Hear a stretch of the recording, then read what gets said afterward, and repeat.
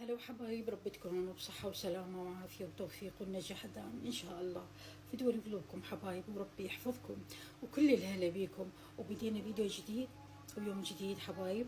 اليوم تعالوا نسوي أحلى كباب عراقي يخبل ويجنن. وطبعا نسوي وياه حبايب الطرشي السريع.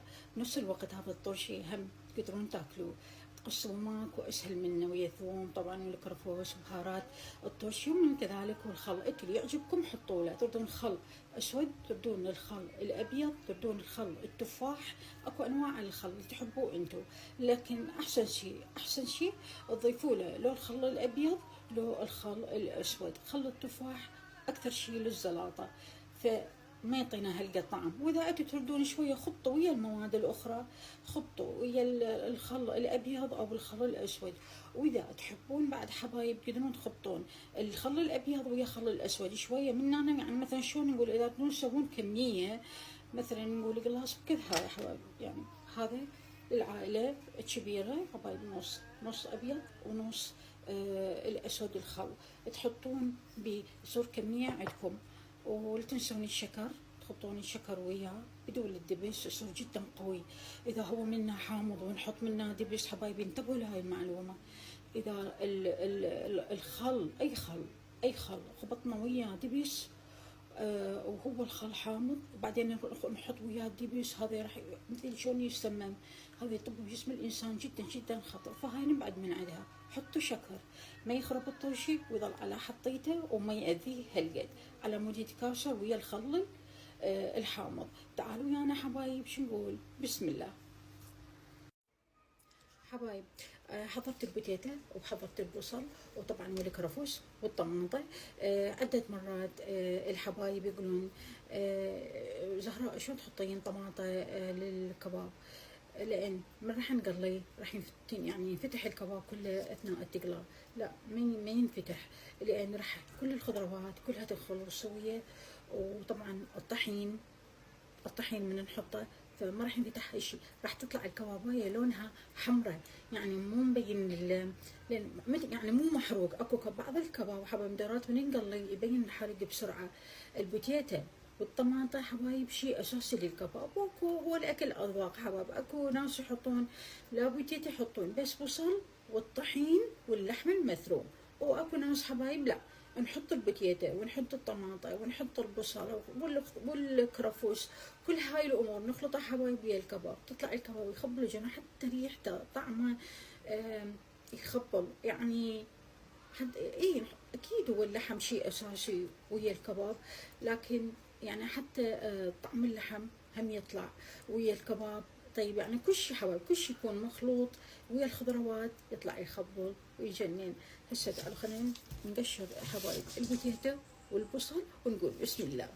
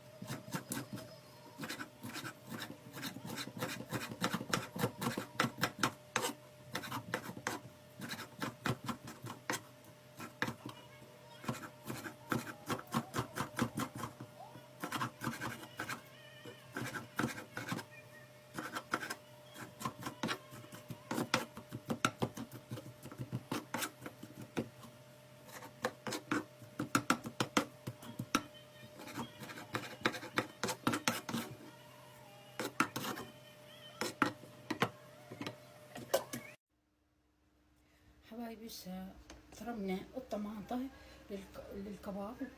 شوفوا حطينا الكرفس وحطينا البصل وحطينا البوتيتا وحطينا الطماطة.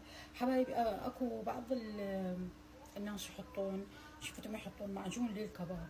جربت هذا الشيء، شلت الكباب كله ذبيته عذرا ما اريد اقول بالزبالة لان هاي نعمة فضيلة كله هيك ما حدا اكله.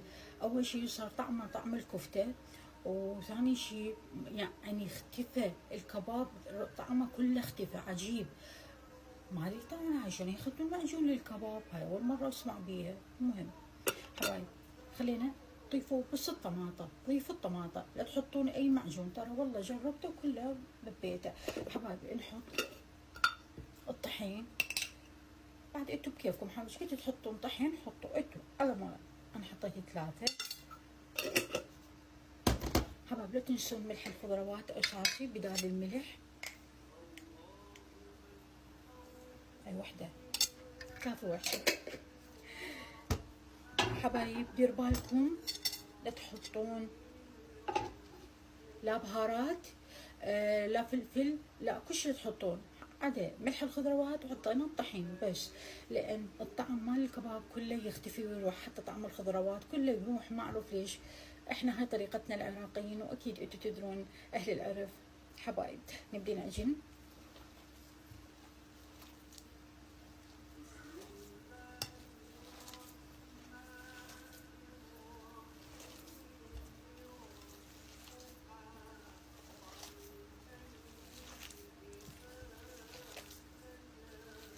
هو ملح الخضروات يعطينا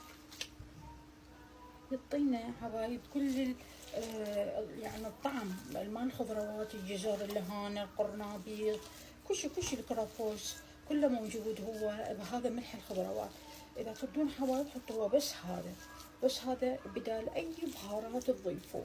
وبعد انتوا حبايب لا تحبون الفلفل، تحبون الحرارة، لا تضيفون الفلفل الابيض. يعني دا اقول لكم ضيفوا الفلفل الاسود يعطي شويه طعم، لكن الفلفل الابيض هم جربته حبايب، ريحه الكباب كلها بالفلفل الابيض، فجربوا الفلفل الاسود للكباب، خبل ويجنن. هاي حبايب كملنا وتعالوا نسوي الطرشي. حبايب جبت المواد مال الطرشي، شوفي راح نخلي مي، اول شي نحط مي على النار،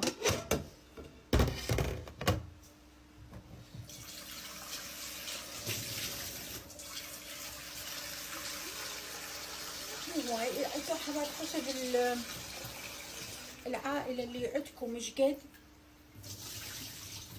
هذا كلش كافي. اني بقى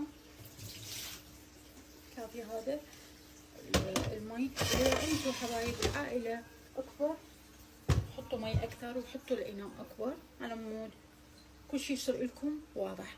حبايب نحط شويه خل، اذا تردون، اني الاولاد ما يحبون الخل الاسود يعني ولا يطيقوه، حابه نحط الخل الابيض.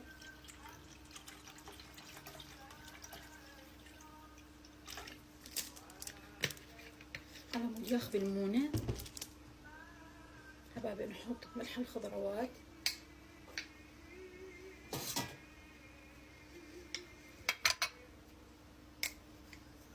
واحدة، هاي اثنين. واذا تردون حبايب تحطون هم بعد للمي، تردون تحطوا لي يعني طرشش بيه شويه حروره، حطوا شويه فلفل اسود، ضيفوا شويه فلفل اسود.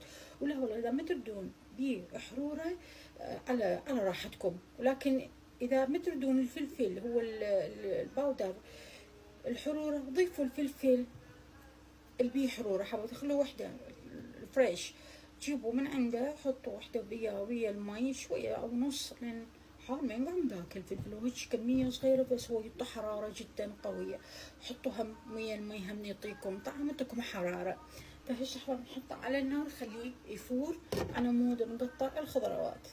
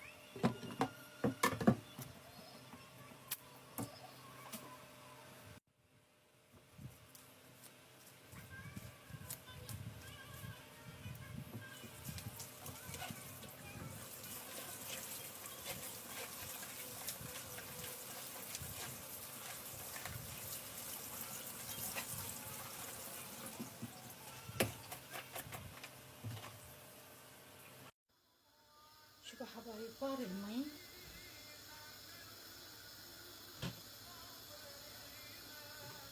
هسه شنو نضيف؟ نضيف حبايب الشكر.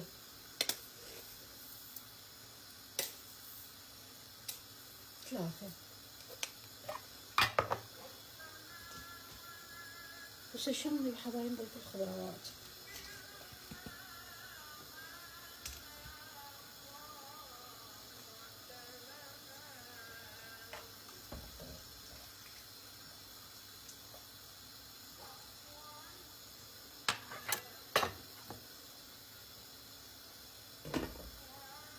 حبايب بورتين ونصفيه بسرعة لين بسرعة يستوي. حبايب هسه شنو نسوي؟ ناخذ كرفس نص ثانية.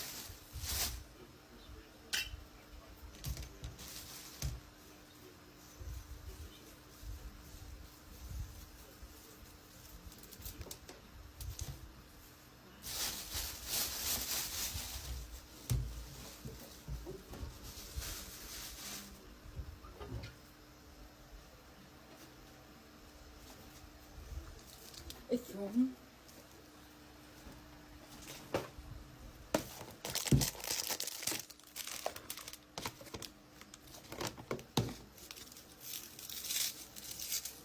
حبايب الثوم أساسي، نطشي أساسي على ما يطلع طعم وريحة طيبة. واحد كل إشكال.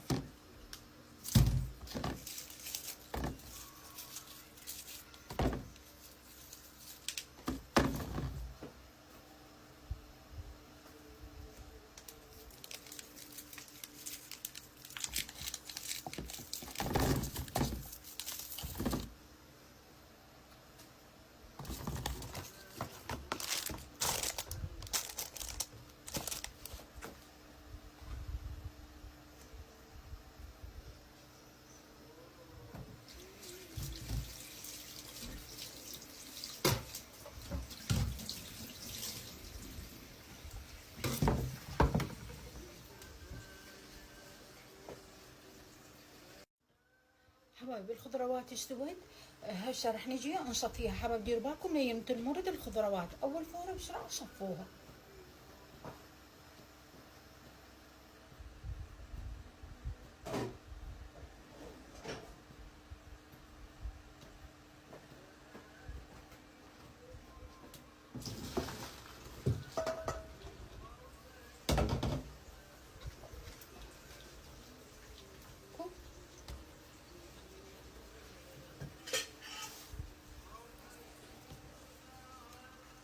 نخليه مكان بارد على مود يبرد، على مود نضيف الخل والكرفس بالثوم.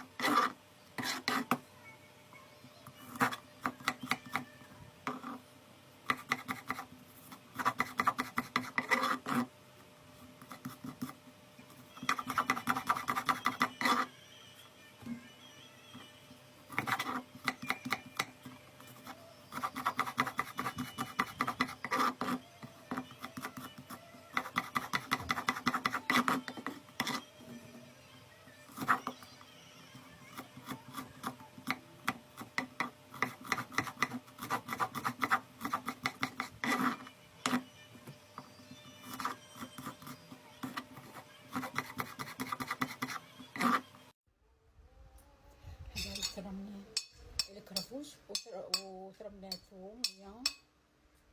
هسه شنو نحط حبايب؟ نحط شوية بهارات الطشي، شوية يعني هالقد. بس لان انا مسويه كميه صغيره، ما اريد يعني شيء يخرب ويصير بهارات جدا قوية. فهذا اذا انتوا حبايب مسوين هواي حطوا، يعني كثروا شوية، كثروا حطوا شوية على مود تطلع عندكم كل شيء مضبوط. حبيبتي نحط هذا شوية ملح الخضروات، شوية لا هواي.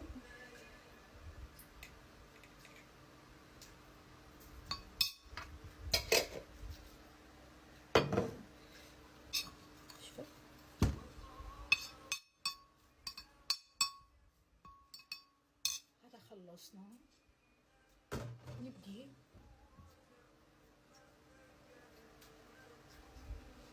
نسوي حبايب. جبت الخل وجبت الشكر،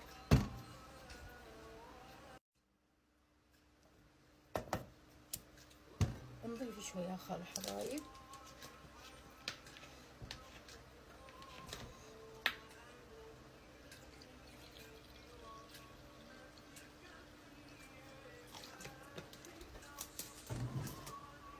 نضيف شكر،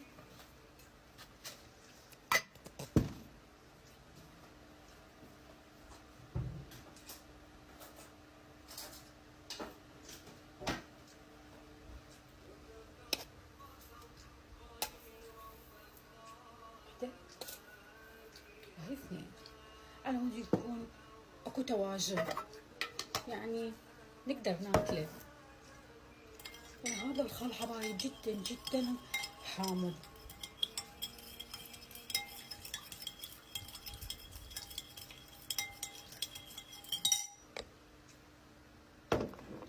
شحبابا انا حطيت المواد هنا، حطينا الفلفل وحطينا الخيار بالطاسة. شوفوا الالوان تخبط حبايب. انا بس اريد الشكر يذوب.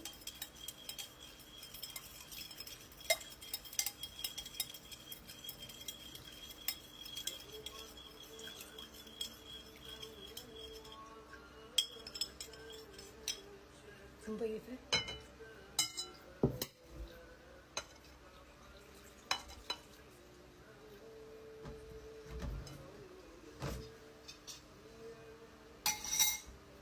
نضيف الحشوة.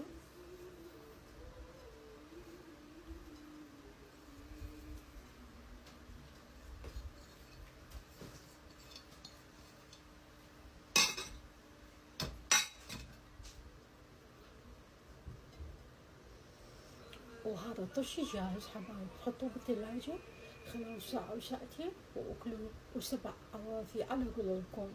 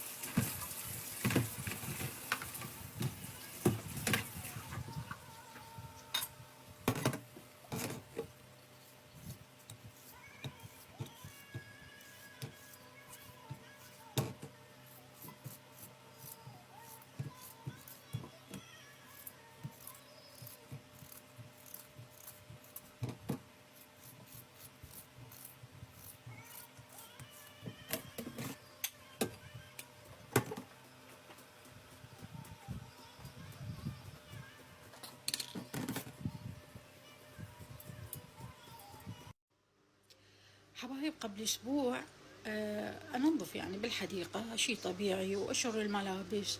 تنزل قطة تجينا من جيراننا وعلى السياجة تنزل لي جوا، وأشوفها سمينة تمشي وتقعد، تمشي وتقعد. هذيش تمشي وتقعد شبيها؟ أنا عبالي مريضة.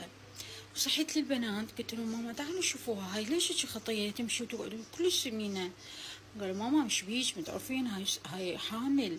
قلت لهم يا ايش صيح، يعني حتى النبحه مالتها من تحكي بان هي تعبانه، يعني حيلها من هد. فايش سويت؟ قلت لهم ماما احنا شو نسوي هسه؟ والله العظيم فجبنا لها غراض وجبنا لها سوينا لها بيت بالحديقة على مود تقعد. رجعنا ما لقيناها رايحة. اجتي هم أول أمس اجتنا هم تجي وشي يعني شلون اعطوني شي، اعطوني أريد آكل. فبسرعة صبيت لها الأكل وطيتها مية وخليتها أكلت وشربت وقعدت على الطرمة صبة لأن الجو حار. هم طلعت وهم ما لقيتها. فاليوم حبايب هم جتني لكن من هد حيلها. فعرفت عندها ولادة، قلت ماما هي عندها ولادة. فسويت هسه راح ارويكم حوالي شلون سويت لها البيت. سويت لها بيت وعندي هيجي كوشات مريضين خليت لها اياه، ويعني سويت لها فد شي، وعندي صنادين كبار. فرغت التراب وغسلته والله يعني التراب كله غسلته من الصناديق على مود يصير لها بيت وتقعد خطيه ويصير ولاده عليها سهله يا رب. هي تروح وتجي تروح وتجي، فراح تجي تلقى المكان حاضر. الحمد لله على كل حال يا حبايب. تعال اراويكم البيت. شوفوا حبايب شلون سويت لها مكان. شوفوا هاي صناديق كبار بخرت التراب من عندها وخليته بهذا الحد، وحطيت لها هذني الكوشات مريضة وحطيت لهم مي وذاك الاكل تحت. ان شاء الله تيجي وتلقى يعني هذا المكان نظيف. وانا اللي علي سويته يعني ما اقدر اطببها داخل لان انا عندي قطط. مشكلة عندي قطط وخاف بيها دود وتنقل المرض للقطط الأخرى، فما ردت يصير. فدخلت تولد إن شاء الله، إذا ولدت هنا وبسلامة أحاول أن أسوي لها شيء وأنقذها من هالحالة الخطية. هي مو مال بيت حبايب، قطة مو مال بيت، مال هيك يعني بالشارع، فنحاول نساعدها يا رب. حبايب كملنا الطرشي، كملنا الكباب، كملنا البوتيتا، وهسه تعالوا يا حبايب نقلي.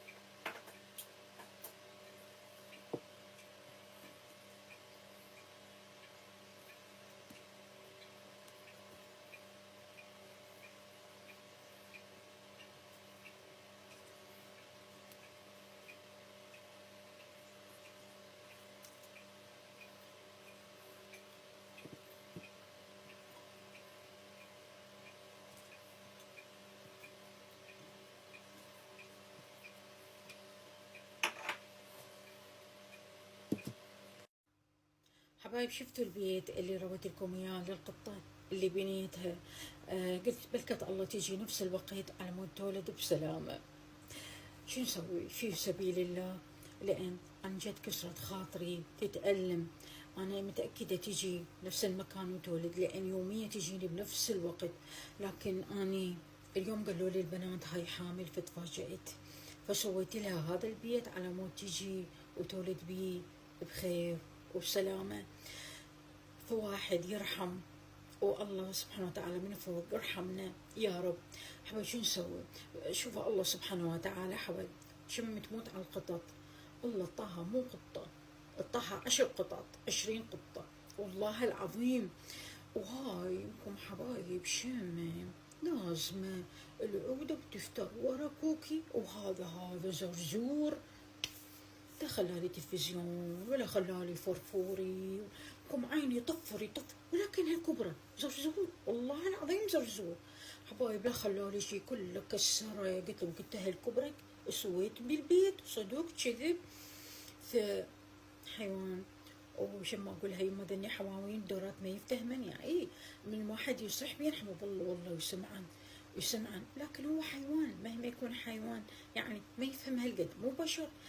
فيما تهم على كيفك ولازم العودة، وإذا تتحركي وإذا تقومي قوم عيني هذا كوكي تلزمه منه من رقبته خنقه، وهذا قوم وشو ما راح يموت بإيدش، لا ما يموت لازم يتأدب وتعشف حبايب.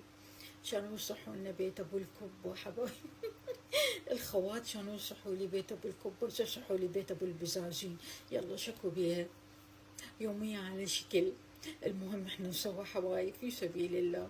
واروح هسه شمه خاف هم حابستهن ولازمتهن العوده، بقولها يما تركيهن خطيه، تقول لي دا ربيهن ماما نكون عاقلات. الحمد لله بشكر على كل شي حبايب. وهسه شو نسوي؟ كل شي كملنا، تعالوا نسوي احلى كاستر.